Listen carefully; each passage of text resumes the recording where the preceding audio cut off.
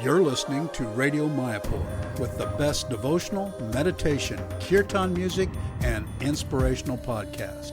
This is Radio Mayapur. This is Gangadas, your podcaster, and today it's a beautiful day with a nice sunshine in Mayapur. These are the best time to be in Mayapur. It's winter time. For the people of Bengal, you see them all, we cover up in the morning. But for us, it's not so cold.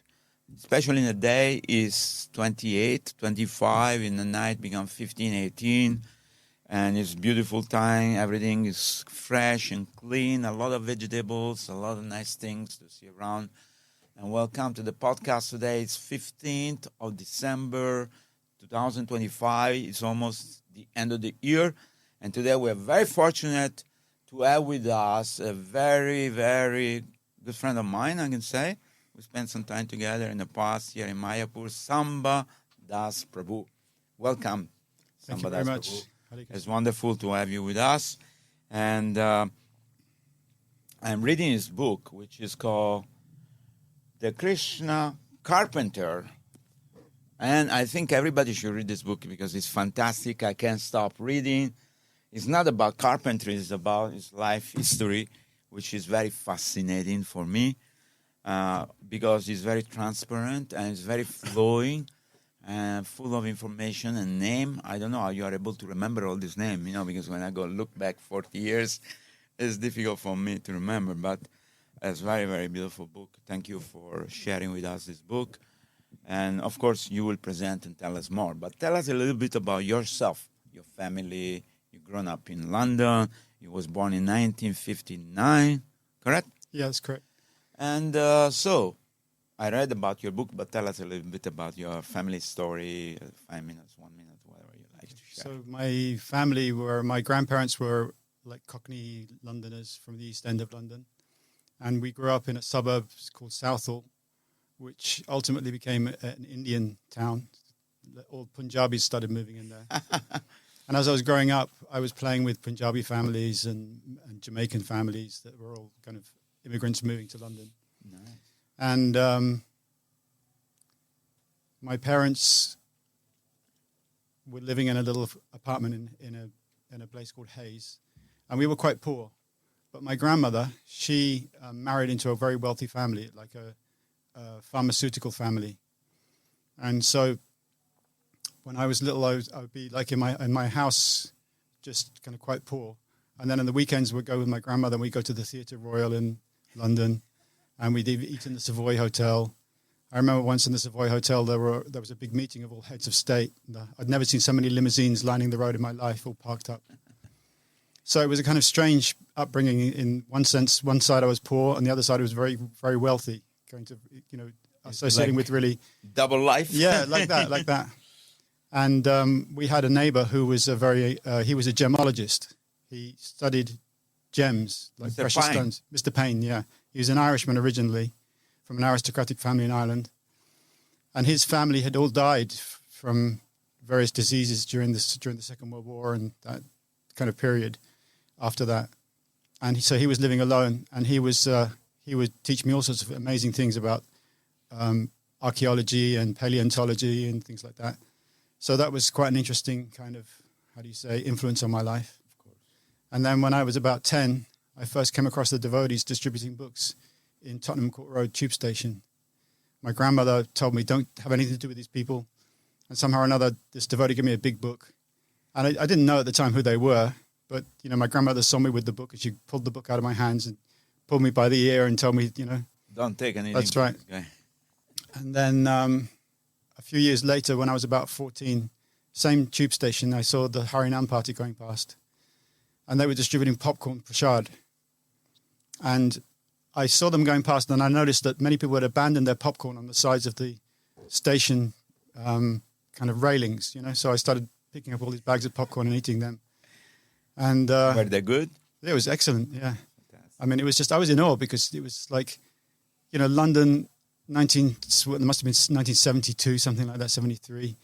And all of a sudden, there's this like weird monks floating past in saffron. No one had ever seen anything like it. It was, bizarre. So I was like, it was like they were from another planet or something. Yeah. And then I kept on meeting devotees in the street selling books. There was one devotee, I remember, I was kind of getting interested in, spiritual life. And I tried Christianity. I kind of went to speak to a priest in a church, but he didn't want to have anything to do with me because I was like a hippie. And then I met devotees in the street. And I remember one day, there was one devotee, I'd got this book on Ramakrishna from the library. And I was quite pleased. And I thought, these Hare Krishnas, they'll be pleased that I've got this book on Ramakrishna. Hare Krishna, Ramakrishna must be the same thing. And so I saw this devotee and I was like, I walked past him expecting him to stop me. And he didn't stop me. So I walked past about 10 meters and then I turned around and came back again. And he still didn't stop me. So about 3 or 4 times, he was just standing there staring into space, obviously in the modes, as they say, and he didn't know what to do. And so about 4 times I walked past him and then suddenly he goes, excuse me. And I was like, at last, And then, and I show him my book and he says, that guy's just an impersonalist. You don't want to. So, and he gave me a Back to Godhead. And I became a vegetarian from that. It was all about vegetarianism. I was shocked that, that animals were dying just so that I could eat them. I hadn't even thought about that before. Yeah.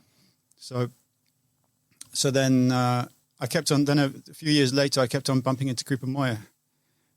It was funny. I was in one town, I bumped into him. I went to see my grandmother. In another town, I bumped into him. In 3 different towns, I bumped into him on 3 different days. And I was like, you guys are everywhere. Couldn't believe it. And he was encouraging me to come to the manor.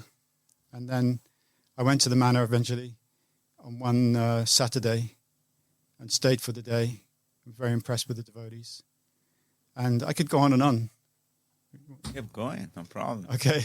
I mean, it's nice because, you see, the interesting part of our podcast is that how you bump into something and your life change dimension, you went into spiritual life. Right. So we all have different background. Everybody knows us, but we all have, some influence, which at one point we decided, I'm interested in this.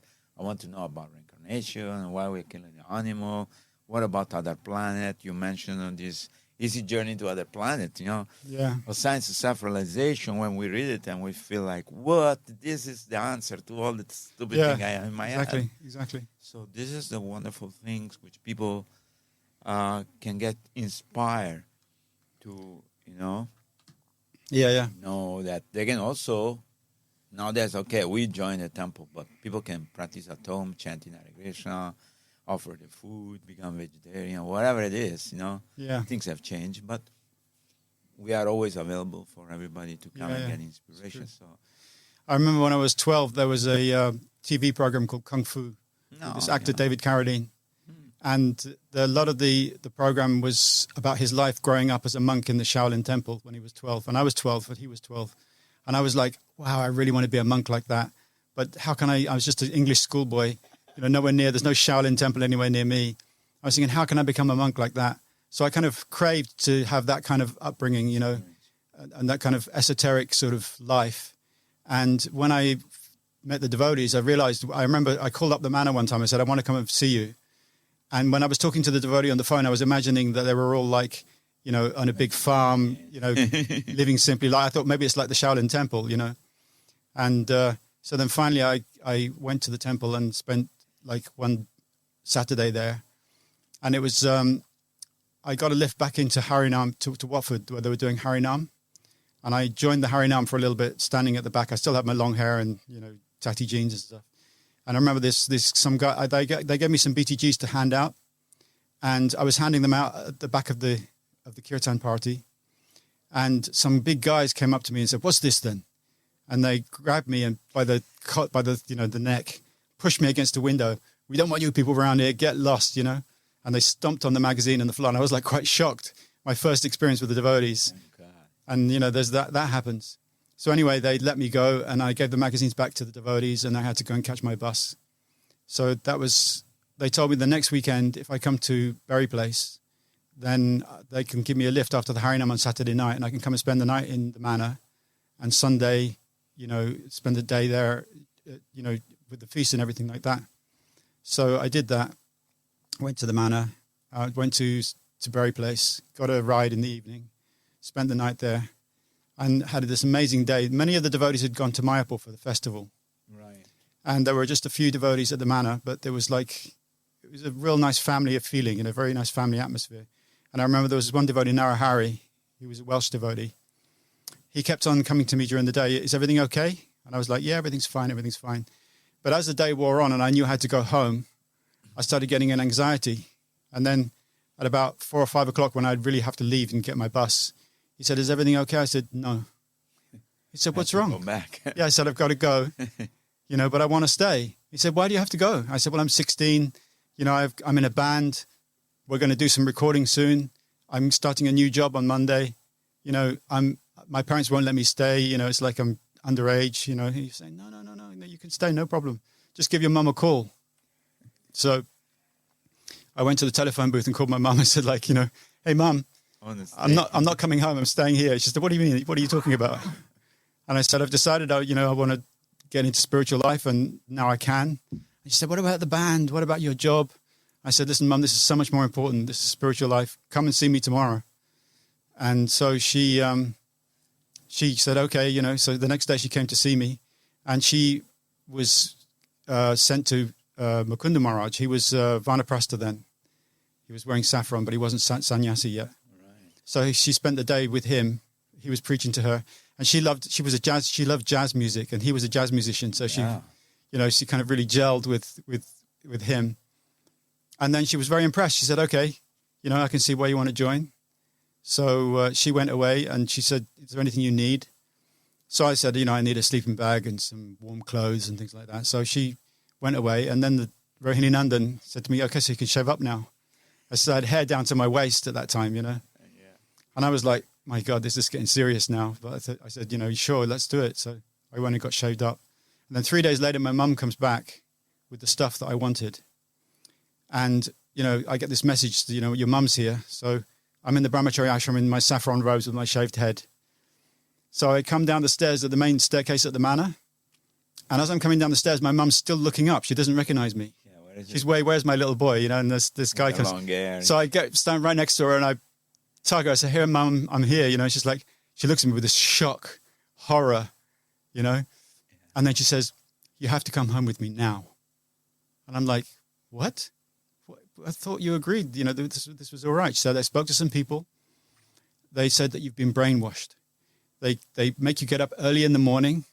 They make you say the same thing again and again. Chanting the mantra. Yeah, they feed you strange food. You've been brainwashed. I said, Mum, this is the Hare Krishna mantra. I know exactly what's going on. I'm not, it's not something mysterious. I'm fully in control of my mind, She says, no, you've been brainwashed. You've been brainwashed. You don't realize you've been brainwashed. So I said, no, it's cool. Everything's fine, She said, come home with me now. So I'm not going to come. I was a bit bewildered because it's my mum, What am I going to do? She loves you. Exactly. So I said, I'm not coming. She said, I'll never see you again. And she dropped the bags and ran down the corridor. And I'm standing there like, what am I going to do? My mum's running away, And she was crying. She was crying and everything, And this devotee, Narahari, had been watching from behind a doorway. He's like peeking, And he came rushing out and he said, listen, a woman's last weapon is her tears. He said, you call her tonight and she'll be fine. And I was like, what am I going to do? But I wasn't going to go. So it was amazing. I called her in the evening and she was fine. She said, if that's what you want to do, I'm sorry. I just really wanted to make sure that this is your commitment. And everything Narahari said was came out, everything. It was amazing. Truth. Yeah. Truth. So that was then how I became a devotee. But then I was reading your book, and it's very interesting to read how you went through your experiences. Nice, you're fixing stuff. But at one point also, you went away a couple of times, and you thought, okay, this is too, funky. Make me work. Your idea of spirituality was like meditation, countryside, but now you were, forced to do, not forced. But you were doing service, like all of us, we did the clean. I was cleaning the long building, then the temple, then the big pot in the kitchen, right? Which are huge like that. Yeah. So, but that was the way to enter. But at one point, you also left. I didn't left. I was traveling with the Sankirtan party. Just stick to it. Although sometimes you were, why we have to sell, why we cannot give them free, or whatever. You have something else in your head.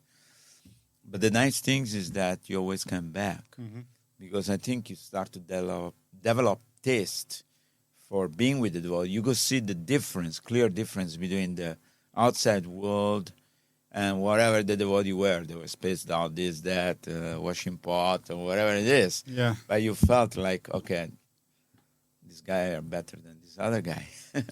Yeah. Because you met some of your old friend, EP also. Yeah, that's right. We were all EP at that time. Yeah. I mean, I was very young. I was only 16. And so I was prone to messing around, joking around. There was one other boy there, Yamuna Jivana. He was 15. He joined a few years before me and got Brahmanical initiation. So we would mess around, joking around like teenagers do. And many of the devotees were in their 20s and, 30s or senior. early 20s. And so they didn't like it. They thought this is Maya, these guys are just Maya. And so there was that kind of pressure on me, and I just wanted to I was a fun-loving person, and some of these devotees were definitely not fun-loving, the fun was Maya, or in Maya Prabhu. So that was a little difficult. And then I'd also experienced this whole thing of people living in teepees, cooking on open fires in the countryside, living simple living, and Which was interesting. Yeah, it really appealed to me, this whole simple living thing. And that's what I thought I was joining. I thought it was going to be like a kind of a whole farm, Spiritual, simple living, like the Shaolin Temple. But it was difficult for me to come to grips with this whole thing of going and wearing Western clothes in the street and trying to convince people to buy books. That was very difficult for me. Right. So it took me a few years before. It was actually really when I came to India in '86 when I really fully embraced, and I saw the culture behind Krishna consciousness. Yes. And that really helped me. I stayed in India basically ever since then. But those first 10 years between 76 and 86, they were like, a trial time for me, if you like. Yeah, because it's for us at the time, living in the West, it's like a cult to join a cult. Yeah. Because it's so different. The culture is different. Everything makes sense into your heart and to your head. But still, the outside world is completely different from what we perceive in Krishna consciousness. I could never justify my leaving. I always knew that I shouldn't be leaving. But it was just this thing of the simple living wasn't there in the temple. And, it was just difficult to get my head around it. But eventually, I was able to resolve that. Nice. Also, you had a wonderful experience of seeing Srila Prabhupada. Can you tell that story? Because that's very interesting. You were a kid. Yeah. 16, 17, and Prabhupada came there, and you saw him. What was your experience of seeing the Acharya, the founder Acharya of the movement, Srila Prabhupada, he was pretty small, but he was very powerful. Yeah. So tell us your experience. Well, in the months leading up to his arrival, I think he came in June or July 76, and I joined in February 76.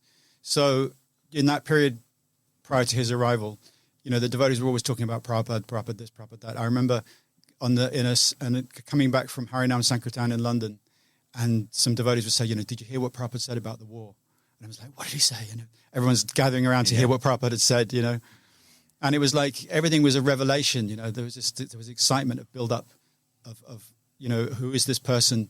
For me, it was like, because I'd read Easy Journey to Other Planets, and as I read that book, all my doubts, all my questions that I ever had about spiritual life were all answered, and my doubts about material life were all answered in that book. So I really had this amazing appreciation for Srila Prabhupada, how he could see these things, how he saw through the mist or the fog of material life and actually very clearly pointed out what's real. And so so there was this big build-up of, getting to, what's the word, just the excitement of about to meet somebody like Srila Prabhupada. So, and also all the temple arrangement, cleaning everything, decorating everything. And the manor was jammed full of devotees from all over the world. I remember people coming from South America, from Peru. It was like to see Srila Prabhupada. Just to see Srila Prabhupada, because, whenever Prabhupada came to a place, it was quite, a rare occasion. So devotees would come from all over the world to see him. At one point in the manor, there was this big oak staircase that goes up to the Brahmacharya ashram. Yeah. Almost every step had a devotee sleeping on it. Because there were so many devotees there was no place to sleep. Only this much. That's right. You had to kind of just weave your way around the devotees in the morning, early mornings if you had to get up. So I remember the day he came, there was a devotee on the roof with a conch shell looking at the gate, waiting. And as soon as Prabhupada's car came in the gate, he blew the conch shell. So everyone rushed out to the reception room to see him, because the car drives around into the front of the reception room. And the temple commander saw me and said, "Go and sweep the stairs." And I was like, "Prabhupada." He said, "Go and sweep the..." So I quickly swept the stairs. And then by the time I got into the reception room, I couldn't get out. It was too crowded. So I stood on a window ledge to see Srila Prabhupada getting out of the car. And everyone was outside the reception room. And as Srila Prabhupada came in, there was nobody inside. Nobody was going to walk in front of him. So there was just myself and 2 or 3 other devotees in the reception room. I was standing there trembling. And, Srila Prabhupada walked right past me. And as many devotees have said, he was quite small in stature, which was a surprise. Yeah. But of course, for me, it felt like I'm seeing Krishna. I felt like it was as important and as, how would you say, as exciting as what it would be to see Krishna himself if he walked in. So it was like, very awe-inspiring to see him come in. And then for that whole period of time that he was there, he was still a little sick at that time. He wasn't really ill, but he was a little unwell. Right. And so most of the devotees were encouraged to go out into the orchard where Gurudas was telling us all about Prabhupada's pastimes and the things that he'd been doing recently. So that was like a very exciting time. Very nice to see Srila Prabhupada like that. But you had any interaction with him? Not really, because I was one of the youngest devotees in the temple, so I had no significance whatsoever, Right. But the fact that you saw him, something exceptional. Mm-hmm. But you didn't take initiation. They did not allow you to take initiation. No, because you were too young. Yeah, I was too young, and they thought this guy's too whimsical, So I wasn't recommended. No recommendation letter was sent to me. People like Akandadi and what was his name, Keshi Damana, and Tulsi Priya. They were all Bhaktas, so they all got initiated. Harikesh came and did some Ritvik initiations on Prabhupada's behalf shortly after Prabhupada's visit. I'm not sure if it was the same. I don't think it was Prabhupada was there at that time. It was shortly after that. Yeah. But that's interesting and beautiful things. And also, what I learned from your book is that how wherever you went, somehow they engage you in doing something which you really enjoy doing. What was for repairing something with wood or building a cart for taking with the bull of the horses to go around in Sankirtan. Mm-hmm. So you had always some kind of expertise in fulfilling some dream of the temple president, doing something, cleaning something, painting something, fixing something. In South Street also, you did the work there. Yeah. The front remained the same, and they rebuilt everything in the back. So that is beautiful now. We just visited. We came a few months ago from England. We visited with His Holiness Banaswami, the manor, and then we visited South Street. And the restaurant is beautiful. The temple is small, but it's very beautiful. Yeah, it's so nice. It hasn't changed practically since it was first opened. It's been kept the same. Yeah. Yeah, it was nice. For me, it wasn't like I had any expertise. It was just that the devotees couldn't afford to hire professionals. But you had a desire to play. That was the thing. I had this kind of can-do attitude. It was like, I'm sure I could do that. And so I had a little experience before joining.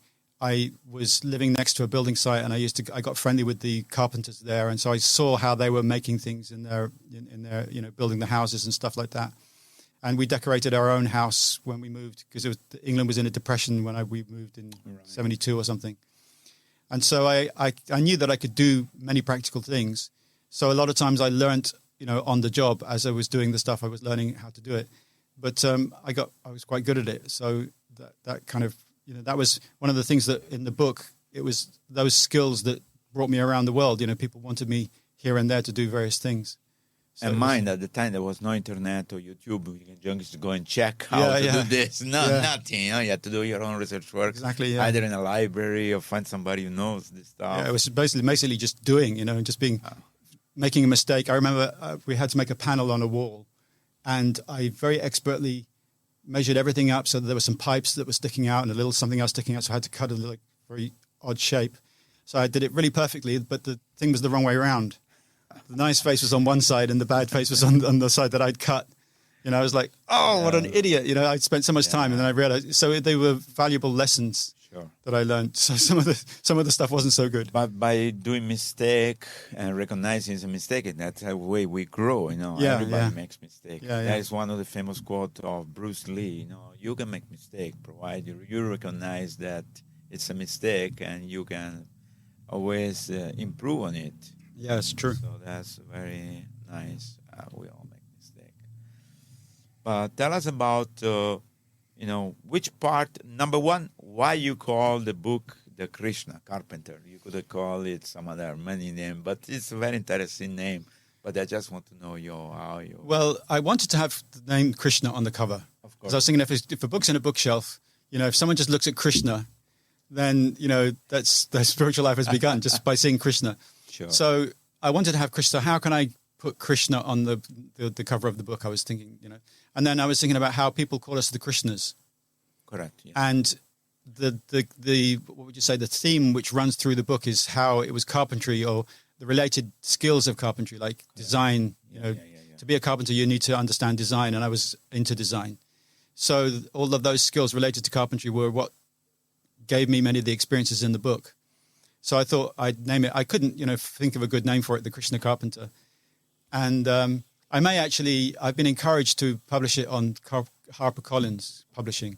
Oh, and I may change the name because the name doesn't really, I think here in India especially, people see the title and think carpenter. I'm not interested in that. So it's a bit misleading. So I may change the name. We're still looking at names for the... Okay, nice.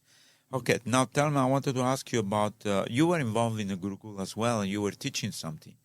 You were teaching carpentry or you were teaching maths? I don't remember what you were teaching. I was teaching English basically, but then I was also teaching archery. Archery. I was doing what you call intuitive archery.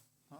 I learned that in Hungary. Near our Krishna farm in Hungary, there is a very famous Hungarian archer called, I've forgotten his name now. Doesn't matter. He's very close to us. He knows the devotees. Many devotees go there to learn archery from him. And he studied like instinctive archery. What is instinctive from professional? It means that, professional archery, you're aiming, you're using your eyes and you're aiming. You are aiming to some target. Right. With intuitive archery or instinctive archery, you don't have any sights on the bow. The bow is just a simple wooden traditional bow. Right. But it's just like when if you go to throw a stone, when you're a kid, when you're throwing stones, you don't have anything to aim with, but it's by throwing that you eventually... You tune into where the target is and how you can hit the target. Right. So instinctive archery uses the same method. You don't concentrate on trying to aim. You just start shooting arrows, and then you hone in your skills so that you can shoot arrows, hit the target. You want. Yeah, and you can be from any distance. You can be walking, you can be going backwards, whatever it is. You hone in your skills. It was interesting when I went to see Leos Kashai, that's his name of the archer, Leos Kashai. Famous, he has hundreds and hundreds of followers in Hungary. So when I went there, there were many of us went there. He has an open day every year. And he said, start shooting arrows and let me see how you do. So I was shooting the arrows and it was doing quite well. And he came up to me and he said, your archery is quite good. He said, but you should use your philosophy in your archery. He knows, what the philosophy of Krishna consciousness is. And I understood that he was saying, rely on Supersoul. Let Supersoul guide you. Don't try to aim for the target, but let Supersoul guide you to shoot the arrows properly. And so I took that very seriously. Yeah, it is. And that's actually how real archery, in a battlefield situation, that's the kind of skill you need. Because you are perceiving all what's going on in the battlefield, and then Krishna is telling you, okay, you can shoot here, wherever it is. Right. And then different place. It's a scary thing on a battlefield. The blades are shining in the sun, the snick, snack. It's like really dangerous. You could die at any second. Yeah. So you have to completely tune into Krishna and let him guide you, which is what we're supposed to do in spiritual life. We're supposed to do it all the time, every day, isn't it? Absolutely. So it's quite an interesting experience. We have an archer here also. His name is Murari Chaitanya. I think you met him, the Italian one. Mm-hmm. And I think he wants to teach archery as well. And he's teaching martial arts. It's very good. Right. I was up until recently, because now I've started getting the early stages of Parkinson's. Mm-hmm. So it's difficult for me to do archery now. So I've kind of had to give that up. Right. But that's very interesting. You think also Arjuna was in a battlefield of Kurukshetra. Absolutely. He was. The story about how he has to shoot the arrow into the eye of the bird. Yes. And Drona asks him, "What do you see?" I only see the eyes. Yeah, so that was the thing. He had focus. He was pinpoint focused. You don't want to see anything else. There's this movie. What's it called? The Last Samurai. Oh yes. Have you seen that? Yeah, I've seen. And so the hero of the movie, he's doing his fighting, and one of the samurai says to him, he says, "No mind, too much mind. The reason you can't fight properly is because you're thinking about the audience, what people are seeing, how this is happening. There's so many things. Focus. Take Take all that out and just focus. Let Super Soul." He doesn't say that, but basically that's the idea. Let Super Soul guide you. Amazing. Yeah. So any martial art is good, but ultimately it's like yoga. It's linking your heart with Krishna or Super Soul and guide you into whatever it is. Yeah. That's the ultimate. Because there are so many skills which people feel like I'm in control of this. Right. Yeah, exactly. Yeah, but as long as you control that, there's a limit because the body and mind are limited. That's right. But the moment you start to think, okay, I'm not controlling anything, and Right. let the thing flow. It's funny because like right now I've contracted this Parkinson's, and it's suddenly within the last 6 months it's really affected me, and things that I used to take for granted suddenly can't do them anymore. And it's interesting because I was never the controller. None of us are ever the controller, but somehow or another, when we're young and fit and strong, we're thinking that we have this potency. It's quite interesting to see that, and it's nice how Krishna, in a sense, takes it away, because then you realize that I never had it in the first place. What was apparently there wasn't me; it was Krishna's potency. And the body is a machine, so ultimately we have to give up this machine. Yeah, that's right. That's right. So I was watching a video of Kadamba Kanana Maharaj, and some of his disciples come and cry, "Oh, sorry, Maharaj." I say, "Why are you sorry? The body's dead. We are inside this body for some time. Mm-hmm. I'm going to die, you're going to die, we're all going to die. Right. So not a big issue. Mm-hmm. Don't feel sorry, So, but, there is a lot of lesson we learn from everywhere and every day. And tell us which part of this book you really feel like, is the most attractive for you. Well, the whole book is nice because it's flowing like a river, like the Ganges, and it's full of beautiful story with a beautiful language. And I tell you, once I started reading, I couldn't stop reading. It's really entertaining. Mm-hmm. It's very beautiful, it's very realistic. I can relate to this, all your story. And it's very transparent, the way you present it. There is no hidden agenda. There is no, I don't say this because for whatever reason. No, you're telling the fact, the truth. Mm-hmm. The ultimate truth is the truth. Sure. That's your experience of your life is written in this book. So I really appreciate it. But what part of this book you like, enjoy the much? Well, from the very beginning, Simple Living and High Thinking, that really appealed to me, Prabhupada's whole message.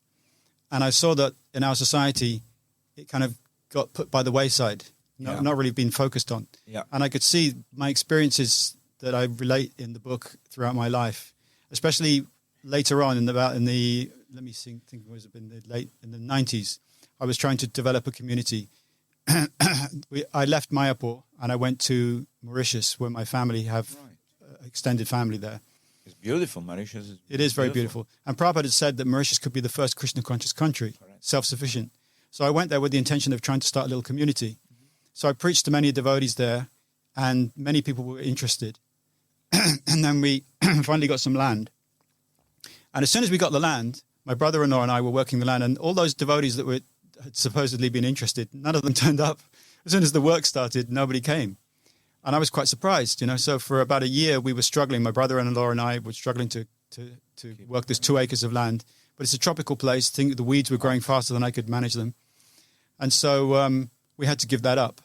And then I met Kadambakana Maharaj in Mayapur. Because you were only 2 people. There's only 2 people. It wasn't enough manpower to do anything. And I wanted to do a Varnashram thing. But you need at least a Brahmin, a Kshatriya, a Vaishya, and a Shudra, right? At least 4. Yeah, at least 4, So I realized, okay, this is not working. So then Kadambakana Maharaj asked us to come to help save New Vrajamandala farm. So I went there. Which and is located where? in central Spain, near Madrid. Spain, yeah. So I went there and I made a deal with him that I'll be involved with management for 2 years if I can try and set up a little community eco-village after 2 years. So he agreed to that. So then after 2 years, I started to set up this eco-village project. And the idea was to try and make it into a Varnashram project again. And some devotees came to help us, but we started having differences in ideology. Like they had been influenced by some Christian ideology. They wanted to have a snow goose as a kind of a symbol of the eco village, and I was trying to encourage anything that makes you remember Krishna. That should be our symbology. So I was trying to understand why is these things happening, and I began to realize that everyone has a different worldview based on where they come from, based on it's unconscious. Whatever your parents and whatever situation you grew up in has colored your consciousness in ways you don't even understand. Like when conditioning. It's conditioning, exactly. Like when I first came to India, I was quite surprised about how, like in the West, you've got skinheads and punks and mods and rockers and stuff like that.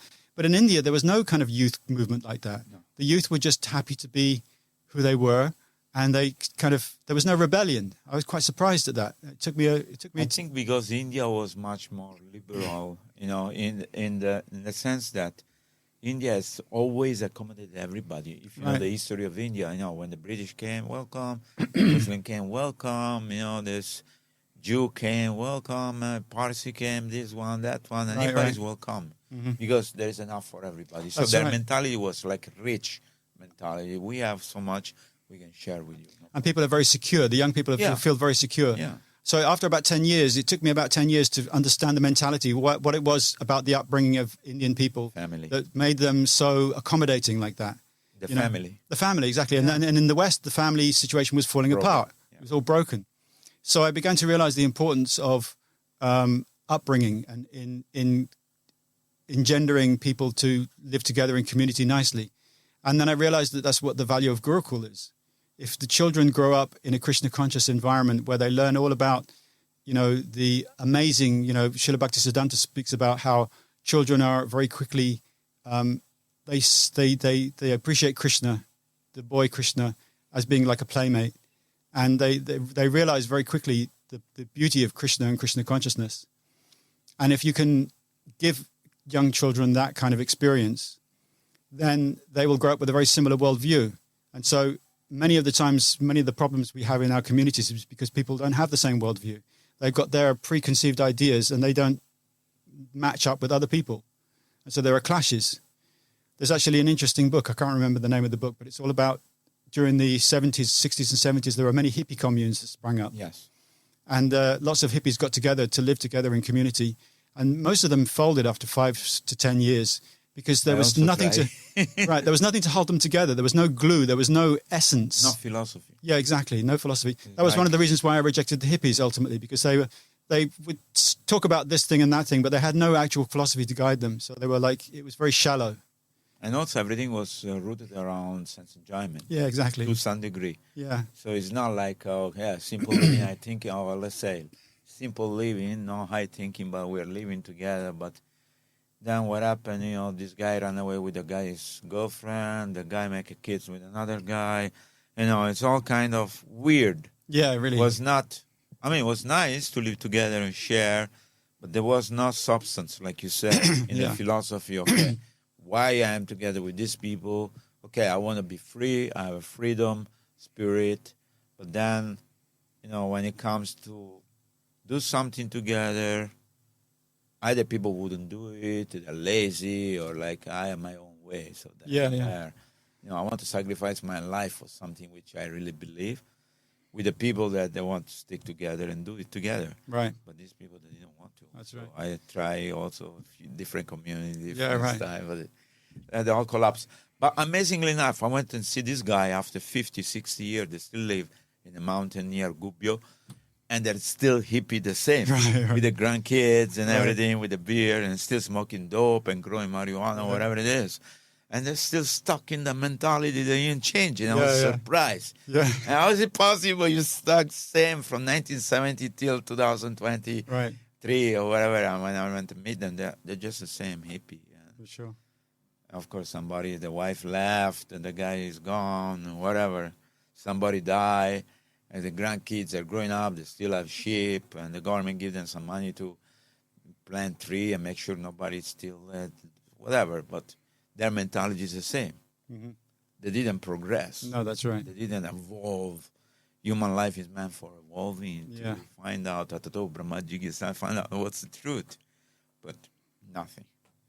So I was surprised. So for me, and then when I came to actually, when I first joined in 76, Surabi Swami came through the manor. Oh, yeah. And he gave us a whole talk on Mayapur project and how Prabhupada wanted the town to be there. And he introduced the ideas of Varnashram, Vastu Shastra, things like that. So when I came to Mayapur in the early 90s, I became fascinated by how town planning can be arranged in such a way that it engenders the different Varnas, how they can live together in a very nice way. The architecture actually helps people to develop as humans. If the architecture is done properly, then it will really enhance your life. And if it's done improperly, then it creates havoc. So it was like very interesting to discover the old ways of developing a town plan in such a way that it really helps to bring out the best in people. Unfortunately, we didn't follow that. No. Look what's happening. So that's one of the things. Basically, the book is like kind of, in a sense, it's like a warning that Prabhupada has given us all the things that we can do. Yeah. And we can make it all perfect. We just have to focus on the right things at the right time. You know, we've kind of gone a little bit astray. And in one sense, I mean, everything is needed in Krishna consciousness. And so the fact that we're preaching to so many people and so many people are coming to Krishna consciousness, that's a wonderful thing. So that kind of preaching still needs to continue. But we also need to work on the actual community side of it. How can we create communities like Prabhupada envisioned, where the devotees create Vrindavan villages, you know, and we live together simply and are satisfied with what we produce by ourselves. To be very frank, I think greed has taken the mind of many devotees who have seen. I know them from the beginning. And some of them become grihastha like us. But then at one point, they got the land from ISKCON to build their own house. But instead, they built 5 floors, no elevator, thinking I'm going to make few crores, I'm going to be happy. But, you know, this is not the way, actually. Right. Because they were not fortunate enough to understand that maybe I just build my house and Krishna will give me whatever I need. Right.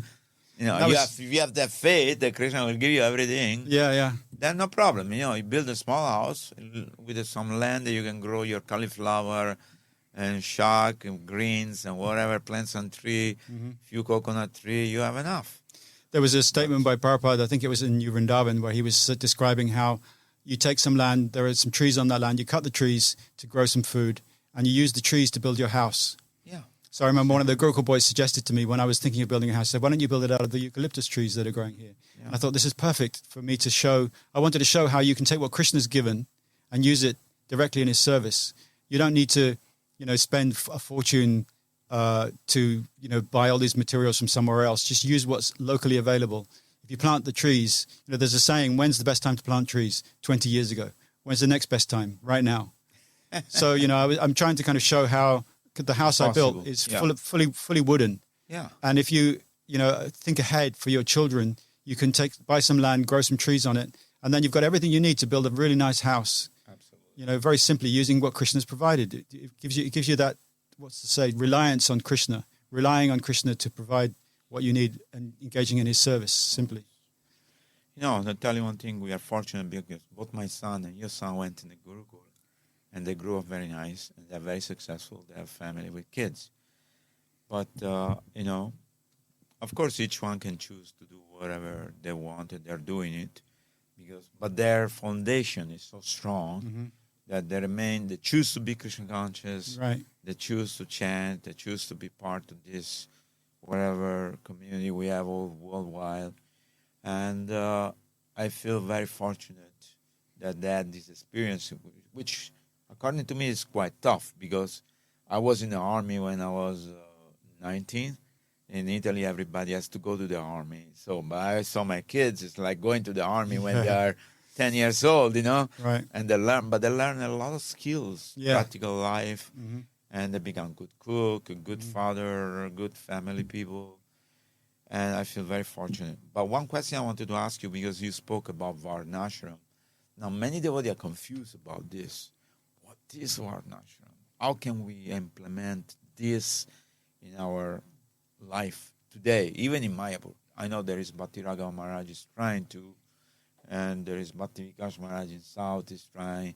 But look like they're not successful for some reason. Like same reason you said, when it comes to work, they only find, okay, I can just go and distribute some book and make some money. I can sell some incense or do some business. But nobody look like inclined to do some. It's not that hard work, actually, if you think as an agriculturist. You can work a few months in the year, probably, say 4 5 months. When the time he has to work, you have to work. Yeah. Whether raining or whether it's the sun or whether it's hot or cold. These few months where you had to plant and you had to harvest, you had to do it. But look like devotees, they are not having that frame of mind to do that, or they don't understand the benefit, or they never try. But what's your take in this? Well, I think it's, the way modern society has evolved, or the way it's presented to us, it's too easy. You can go to a supermarket, you can buy, blueberries from California, anywhere you want. Anything you want to buy, you can buy it. You grow up in a warm, dry, comfortable atmosphere. And so if you had grown up on a farm, and many people who have grown up on a farm, they love it. You go out into the fields, you watch the things grow. It's a very nice experience. But because many of our devotees come from the cities, they've never had that experience. So if they are asked to go into the field and start plowing, the field and getting muddy and getting potatoes out and things like that, it's just like too alien for many devotees. It's too far away from their comfort zone. Okay. And so I think that the problem is that the modern society has become so convenient. Everything is based on convenience. And no one wants to give up that convenience, that comfortable life. The downside of it is that, everyone's getting cancer and Parkinson's and Alzheimer's, and this all comes from this artificial lifestyle. So while it seems more comfortable and it seems like there's less suffering, there's no reduction in suffering. We all know that when we're born, the amount of suffering and happiness and distress and wealth we're going to have is all pre-decided. We don't have to do anything that will, whether we try and work hard or whether we just engage in devotional service, which is one of the things in the book I'm trying to also show, is that just by engaging in devotional service, you can have a wonderful life. So many wonderful things can happen. Absolutely. So many wonderful experiences. It's a magical experience. Yeah, you don't have to endeavor separately for these Krishna things. will send everything. Krishna sends everything. Yeah. Prabhupada made that so clear in the beginning. Just surrender to Krishna. Krishna's not a poor man. Everything will come. You don't need to worry about making money. The money will come. Just do the service. So that was my experience. And that's something I'm trying to show in the book, how, like when I came to Mayapur, I was never an architect. And suddenly I'm designing houses, and Krishna was, revealing a part of me that was good at design. And so these houses are still here. People appreciate them very nicely. I never planned for that. It just was a result of Krishna's service. So if you surrender to Krishna, he will bring out the best in you. And that's what Varnashram is all about, actually. Varnashram is about bringing out your inherent ability, which you may not know what it is. Yes. And that's one of the important things about Gurukul is it helps you to sort out what your actual skills and abilities are, and what it is you need to fulfill you in your life. So the Gurukul environment is supposed to provide a whole bunch of different activities so that you can find which is the activity which suits you the most. Yeah, so the Varnashram is actually a wonderful thing in that it lets you be the best you can be. That's what it's designed to be. The whole Varnashram system is designed to let people thrive according to their nature. So we have to let it happen. Yes. And we're not really we haven't set up the means to, or the management to allow that to happen. In ISKCON, if you basically in ISKCON today, you have to be Brahmanically inclined and renounced, because you're not going to get anything from the society. So it's very good for Brahmanically minded people. But for people who are more practical, like, we don't attract farmers because there's nothing for them to do. We have so much land, actually. Yeah. We have 700 acres of land in Mayapur. I always puzzle from when I was in the management. Why don't we grow our own food? Why don't we grow our own vegetable? Why don't we grow our own tree? Why don't we grow, it's easy to go and buy them because it's cheap. So it didn't sound right. Correct. But even Prabhupada mentions in his, he wrote this article about Gita Nagari back in the 50s. And he mentions about how, in order to develop the Varnashram system, you need to rely on the pious Indians in the beginning to donate towards that cause. It's not something you can do remotely. You need help because we're trying to take it from a system which is a failing system to a system which won't fail, but you've got to make that transition. And so the transition requires some help. So in the beginning, you need to have some subsidy, and you need everyone to work together to develop the Vrindavan village idea. So the management needs to kind of have that as a channel, as part of the preaching. That part of it needs to be implemented. Yeah. I think, it's like you say, unless management develop the vision. Because managers that deal with money and people, in the end of the day, they say, okay, this doesn't work, I'm wasting my money, so I'll buy the stuff cheaper. Yeah. But then you buy the stuff cheaper, and you get a lot of bill for hospital, hospital. Right. Exactly. And medicine, I remember in the very beginning when I was a general manager in 91, 92, 93, I got this bill, from the pharmacy. It was, astronomical. It's all to do with the stomach. So I figured out that the water we were drinking from the hand pump, was full of iron and calcium. So I got one life member from Kolkata, and I tell him, this guy is selling filter, for water. I told him, can you check what's wrong? So he said, give me a sample, 1 liter from all the places where you source people drink water. So he analyzed it and said, this water is very difficult to digest, because it's full of iron and calcium, so many other minerals. Plus, we have also this, what we call arsenic. Mm-hmm. So he said, we can put one reverse osmosis filter, and he donated to us, was the first one. And that remineralized the water so that from that on, the body didn't get sick in the stomach because you couldn't possibly digest. You drink 1 glass of water all day, your kidney messed up. Mm-hmm. So like that, wouldn't by now understand that if we grow our own vegetable without any chemical stuff, pesticides or using cow dung, we have goshala, we have cows, would be much more fantastic. Mm-hmm. Plus, you can do byproducts. Sure. You can dry tomato in the sun. People are doing all over the world. These things are going on. But we are still living in la la land because cheap. Vegetable is cheap. Bengal is number one producer of vegetable in India. Right. But what they're putting in the earth, I saw one guy had a drum full of green color and used to put all this, whether it was portal or the bitter gourd inside this water green because they look like more shiny and so. I said, what is this? Oh, it's just green color. I said, what? Chemical color just to make a vegetable green? So, and like this, anyway, it will take time, I hope, so that people will wake up. Yeah, we have plenty of time. Yeah, time we have, but, we need a visionary leader who can say, this is right and this is wrong. Mm-hmm. We should do, money doesn't justify everything. Right. Because, money is nothing but the energy of Krishna. The real wealth, Prabhupada says, the cow and the land. Mm-hmm. We're sitting on this without doing anything. It's like if you have $1 million and you live like a poor man in the street, but you have the money. So we have the land, we can utilize it, but we don't have the leader, we have the vision to think how we make this village, or at least recognize who are the farmer, who are the people who can do this and train somebody who want to try. Mm-hmm. We have many Western devotees coming, but we don't have an ashram for them, for example. We have a brahmachari ashram for people who want to become brahmachari, but we cannot mix the foreign devotee, put them in a Bengali brahmachari ashram because they don't speak the language, different culture. So too different. So I was thinking we should create a village where we can tell people come, and experience Krishna consciousness, in whatever possible way you like. And it will take time. Sure. And we are coming almost to the end of our podcast. If there is anything you would like to say, I would recommend everybody to buy this book. Tell us where is available, this book. On Amazon? It's on Amazon, yeah. On Amazon. Krishna Carpenter. Just do a search for the Krishna Carpenter on Amazon. You'll find it. It's available internationally. Okay, beautiful. It's also available on e-format? Yeah, Kindle. Okay. People can also read Kindle. I personally like to read it in the format of book. The advantage of the Kindle version is that the pictures are in full color. Oh, okay. I would have printed black it. And white. Yeah, this is black and white. I would have printed it with color, but it would have made the book like 3 times more expensive. Yeah. So that's just one advantage of the Kindle version. Do you have any message you'd like to give to all our audience today?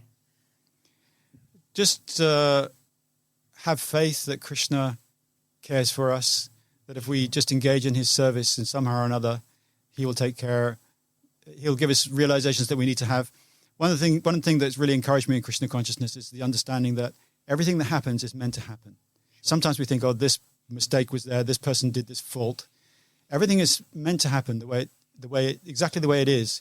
Yes. And the idea is we're supposed to just realize, we're supposed to understand, reflect, and understand, why is this situation happening? Why am I being put through this situation? And when we understand that this is all due to our own karma, and that Krishna is giving us this experience to help us to become renounced and to actually rely on him, cry out for him, then everything will come together very nicely. So I think we have to just rely on Krishna. And this is what I tried to convey in the book, is just by relying on Krishna, Krishna can make amazing things happen. Wonderful. Thank you for spending your valuable time. What is the next project you're doing? Well, trying to get healthy again for a while in Ayurveda. Okay, that's good. It's a good experience. Yeah, I may write some more. I don't know. It depends on how well this book is appreciated. I think you should write more book because it's really flowing. It's very nice. It's very transparent. It's very beautiful. Very colorful, and the language is perfect. I would say, because you're coming from the British, I guess. I don't know. It's not translated from some other language, but it's very nice the way you explain things. So people can learn a lot and get inspired and try to practice Krishna consciousness, open their mind, so they become more happy. Thank you very much. The first symptom of Krishna consciousness is that you become happy. Yeah, exactly. And we are happy. So thank you for coming, Samba Prabhu. Thank you. I hope to see you again, and we'll spend some time together. Sure.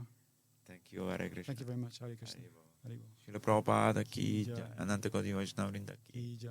Gaur Premanande Hari Hari Bol. Hari Bol. You're listening to Radio Mayapur with the best devotional, meditation, kirtan music, and inspirational podcast.